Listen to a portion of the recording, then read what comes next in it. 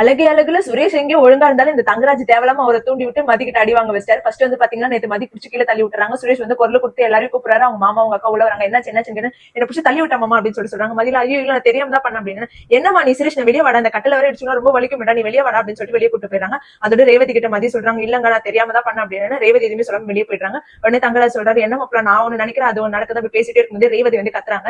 இதுக்குதான் இந்த தேவையில்லாத வேலை எல்லாம் பண்ணாதுன்னு சொன்னா நீங்க கேட்க மாட்டீங்க, எதுக்குதான் இப்படி பண்ணிட்டு இருக்கீங்க அப்படின்னு சொல்லிட்டு சொன்னேன். இதே பத்தி பேசிட்டு இருக்காங்க நான் உள்ள போறேன் அப்படின்னு சொல்லிட்டு சுரேஷ் எழுந்தது. ரேவதி சொல்றாங்க நீ உள்ள போய் மதியோட படுக்காது உங்க தனியா ரூம் வச்சுக்கோங்க நீ அங்க போய் பட அப்படின்னு சொல்றாங்க. சரி அதோட அவரும் போயிட்டாரு. அப்புறம் தங்கராஜ் பிடிச்சி நல்லா திட்டி விடுறாங்க. நீங்க எதுக்கு இந்த மாதிரி தேவையில்லாத வேலை பண்ணிட்டு இருக்கீங்க, விருப்பமே இல்லாம உங்களுக்கு கல்யாணம் பண்ணி வச்சீங்க அவசர அவசரமா, அதோட விட்டீங்களா இந்த மாதிரி இந்த வேலை பண்றேன் அந்த வேலை பண்றேன் தேவையில்லாத வேலை பண்ணிட்டு இருக்காதீங்க, உங்க மரியாதை நீங்களே எடுத்துக்காதீங்க அப்படின்னு சொல்லிட்டு போயிடுறாங்க.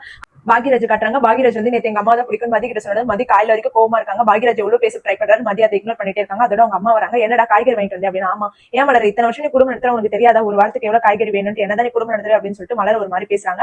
அதோட பாகியராஜ் அந்த டாபிக் மாத்தணுன்றதுக்காக மலர் ஒரு காஃபி மட்டும் போட்டுக்கூட அப்படின்னு இந்த காய்கறி மட்டும் கொஞ்சம் குள்ள எடுத்துட்டு தரீங்க நான் காஃபி போட்டு தரேன்னு சொல்லிட்டு அவர் உள்ள கூப்பிட்டு திட்டுறாங்க. உனக்கு உங்க அம்மா தானே பிடிக்கும், நீங்க அம்மா கிட்டே போய் காஃபி கேளு, ஏன் என்கிட்ட கேட்கற, கையில ஒரு வாட்டி தான் காஃபி கொடுப்பேன் அந்த கிளம்ப முடிஞ்சிச்சு நான் காஃபி கொடுத்து முடிச்சு என்ன கேட்காது அப்படின்னு சொல்லிட்டு வெளியில போயிடுறாங்க.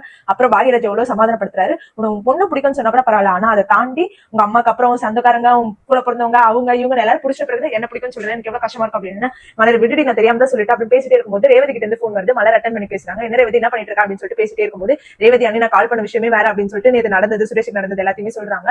உடனே நம்மளோட அழகு மலர் என்ன சொல்றாங்க, என்ன ரேவதி இப்படி எல்லாம் நடக்குது என்ன பண்றது தெரியல அப்படின்னு. ஐயோ ஓகே அண்ணி எங்க மாமியார் கூப்பிடுறாங்க நான் போறேன் அப்படின்னு சொல்லிட்டு ரேவதி போயிடுறாங்க. அப்புறம் பாகியராஜ் என்னாச்சுன்னு சொல்லிட்டு கேட்கறது மலர் சொல்லவே மாட்டாங்க. அதுக்கப்புறமேட்டு பாகியராஜ் ப்ளீஸ் மலர் சொல்லு அப்படின்னு சொல்லிட்டு சொன்னா பாகியராஜ் கிட்ட எல்லாத்தையும் மலர் சொல்றாங்க. ஐயோ என்ன மலர் இந்த மாதிரி ஆகுது ரெண்டு பேருக்குள்ளே அப்படின்னு சொல்லிட்டு பேசிட்டே இருக்கும்போது இந்த எபிசோட முடிக்கிறாங்க. நாளைக்கு என்ன நடக்குதுன்றது அப்கமிங் எபிசோட்ஸ்ல தெரியும். இந்த மாதிரி மோர் அப்டேட்ஸ் கண்டிப்பா நம்ம சேனல் மறக்காம சப்ஸ்கிரைப் பண்ணிக்கோங்க.